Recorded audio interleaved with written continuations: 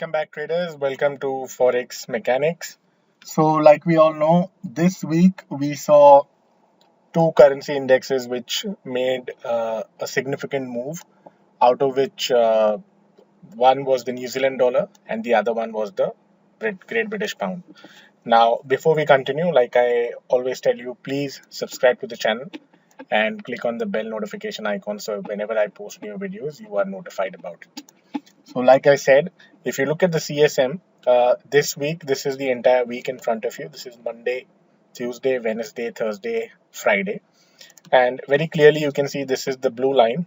So, if you see this is how the week ended, we can see that the New Zealand has been strong, and you had a weak pound here. So, this is how the week is ended.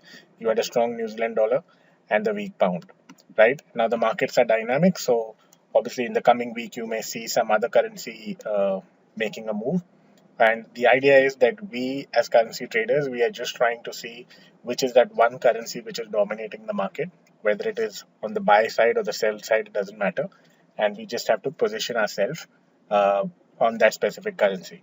So if you see here, Tuesday and Wednesday.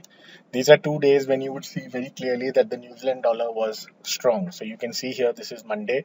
Right here is when this blue line started to move up.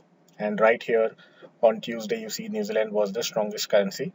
Of course, against it, you had the yen, which was weak. But the idea is that the New Zealand as an individual currency was very strong. So you can see Tuesday and Wednesday. These are 2 days when New Zealand currency was strong. So as long as you are buying the New Zealand currency, you would have made money. Now, like I mentioned, that please join the Telegram channel. Right, I've given the link in the description. It's a free channel, but it's better you join the channel because it's very easy to coordinate. Because I'm more active on the Telegram channel compared to making YouTube videos. However, I intend to make these weekly review videos every week. Okay, so this is the Tuesday, this is Wednesday. Now, what we saw after that, uh, this is on Thursday. This is the day when I was traveling. So, unfortunately, I missed this trade.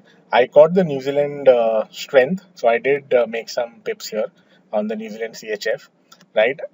But if you look at on Thursday, there was this real uh, clean move on the British pound. So, you can see here, this is the yellow line which is marked. This is the Great British Pound, and you can see how on the CSM right here you could see it suddenly started dropping and it started moving against all the other currencies. Right, so this is the Great British Pound going down, and this is the dollar going up. So, right when this happened, the Great British Pound was the weakest currency, and this was a fresh move that had just started on Thursday. And now, if you can see here, I'll show you. First, I'll show you the index. So this is the index chart of the Great British Pound, and you can see here this is on the H4 time frame. So right here is how the week started. You can see right here there was some weakness in the index, but it was this day here when you saw like these two 4-hour candles on the pound index, and you can see how suddenly it dropped. So if you look at another daily time frame, we did have an alert based on our arrow alert indicator on the pound index, right? This is the day. So this was Thursday. You can see it was just one day, and just this one day drop gave some real good pips if you were on your screen that day looking at the pound. This is on the 1 hour time frame. You can see a very clean move that happened only on Thursday. So this was the only day when it moved. So if you can, I'll show it to you here. If you open the Great British Pound profile, like I said, in order to make pips, what is important is that one currency should be dominating the market.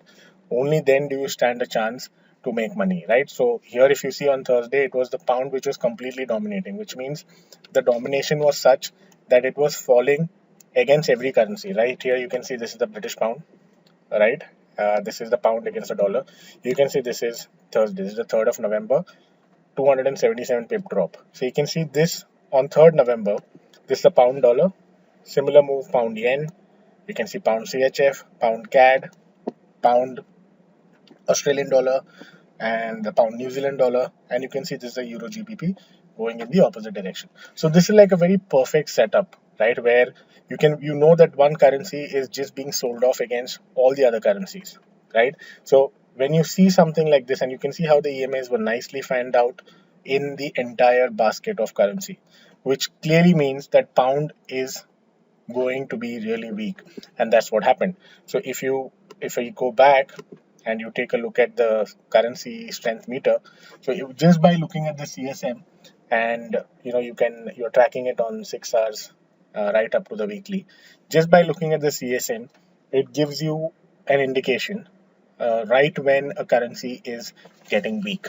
Right now, when it's getting weak, it's our job as traders to see if it is weak, if it is just just generally weak, or is it really weak, wherein when I say really weak, it means that it's getting sold off against all the currencies. So right here, by looking at the CSM, if you were just looking at this, when you saw this drop here, and we have the pound USD chart here on right on top, so you can see right here when it started to, you can see the dollar started to rise and the pound was getting weak.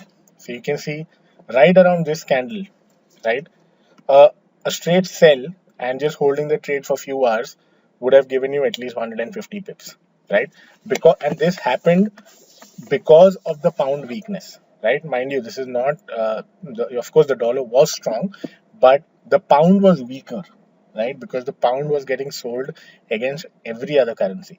So that's the reason why any pound currency that you would have gone short on, you would have made money, right? So if you were trading the pound CHF, pound dollar, doesn't matter, you would have made money. The reason being the pound was the weakest currency, and like I say, as currency traders, you're trading currencies and not pairs. You have to first find out which is that one currency which is dominating. Once you found out that this is one currency dominating, you just have to pair it with two other currency pairs which are moving against it, and just hold the trade for a few hours, and you will automatically see that you start making pips on a regular basis, right? So if you are looking at from a weekly perspective, in an ideal situation, you may get up maybe you will get maybe one or two trade setups, or at the most three. So if you look at this week, start of the week, you had the New Zealand, then you had the pound. Let's take a look at the New Zealand as well.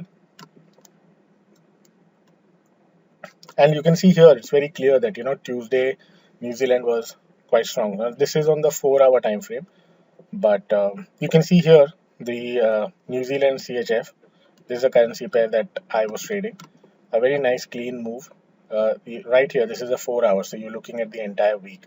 So you can see somewhere around here is Tuesday, and you can see it's had a nice clean run up.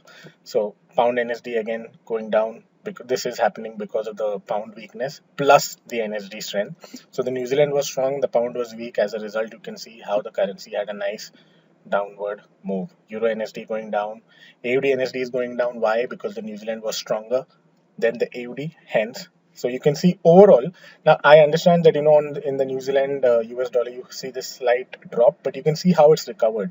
You can see on the New Zealand yen there was a drop, but you see how it's recovered. So if you see overall, we are looking at the 4 hour time frame. You can see how price has moved up, and this move here, all this move, you can see this move down. This has happened because of the federal rate news that came up, and that's the reason why you had this slight correction here, and then price started to move up. But if you're simply looking at the start of the week, let's say if we go to the 1 hour time frame and we simply look at what happened start of the week on these New Zealand currency pairs, you'll very clearly see that the New Zealand currency was indeed strong. Now you can see by looking at the CSM. So here this is Monday and Tuesday. So you can see here this is Tuesday. You can see how there was a nice rally up. Again, if you look at this is this is again, you can see how the New Zealand yen was going up. You can see again here New Zealand CAD going up. You can see the New Zealand CHF, which is again you can see going up. So you can see if you were trading the New Zealand, basically if you were long, and you can see here again, right? So start of the week it was the New Zealand strength, and it was on Thursday that it was the pound weakness which drove the market. So you can see again here. Just look at the first 2 days of the week. So this is these two lines are the start of the week. So this is Monday. So you can see AUD NSD dropping. Euro NSD dropping, Pound NSD going down, NSD CAD, you can see this is the start of the week, going up, NSD CHF going up, uh, New Zealand yen again was going up, and New Zealand dollar also to some extent going up. So what I'm trying to say is that in these first 2 days, the New Zealand was strong. So because New Zealand was strong, there was a lot of buying happening on New Zealand. So your job is to just make sure that you buy the currency which is dominating, or you sell the currency which is dominating. So that in this week, the week started with a strong New Zealand dollar, and it ended with a weak pound. So typically on Thursday is when you would have gone short on the pound, but start of the week you would have gone long on the New Zealand dollar. Now the reason why we closed out a lot of our positions, in fact all the positions uh, by Wednesday, is because that's when the federal rate news had come out, and that's the reason why we were not really we didn't keep any trades open on that day. So here you can see this is simply the 6 hour time frame. You can see this is how the New Zealand went up. So you can see New Zealand was strong. So it was almost 24, you can say almost 24 to 48 hours that New Zealand was strong. Then it started to drop, and right here you can see the pound weakness had started, and this was the day when pound really, there was this strong sell off that happened on the pound, right? So now if you look at what is happening this week, now again, markets are dynamic, so things can change.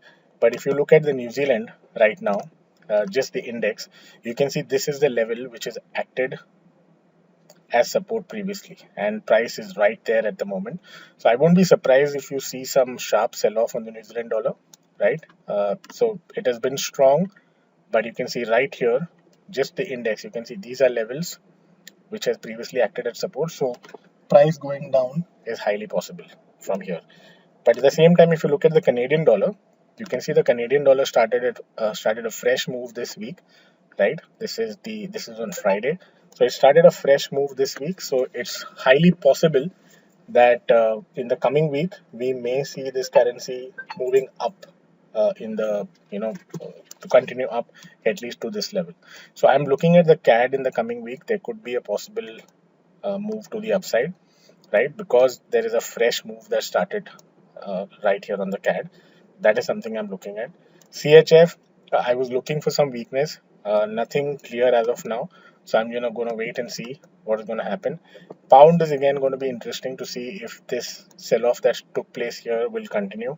Again, what will be interesting to see is how the CSM shapes up, because I want to see, like I've said, I want to see some clear domination of a currency, right? If a currency is very clearly dominating, then that is the currency that we are going to be buying or selling. As of now, I'm looking at the CAD, which looks like a currency that could potentially continue in the coming week. So I'm obviously looking at the CAD for a possible continuation move. And if you look at how the CSM ended, you can see CAD is right here. Right? So CAD has been strong, and there was a strong buying that happened on CAD on Friday. So it'll be interesting to see if this move continues. Like I said, for regular updates, I would suggest that you join the Telegram channel, because in real time, based on CSM, whatever we track, and if we feel there's a specific currency we should focus on, then we keep updating it on the Telegram group. So please join the Telegram group, subscribe to the channel.